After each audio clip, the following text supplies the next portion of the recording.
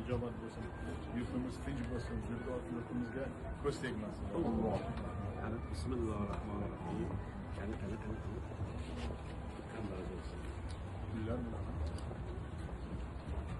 Assalomu alaykum.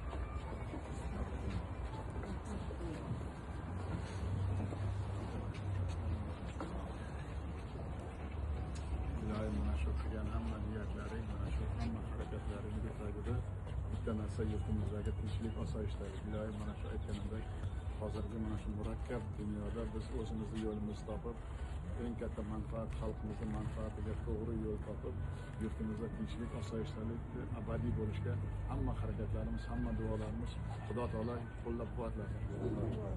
Sog' salomat bo'ling. Bayramlaringiz muborak.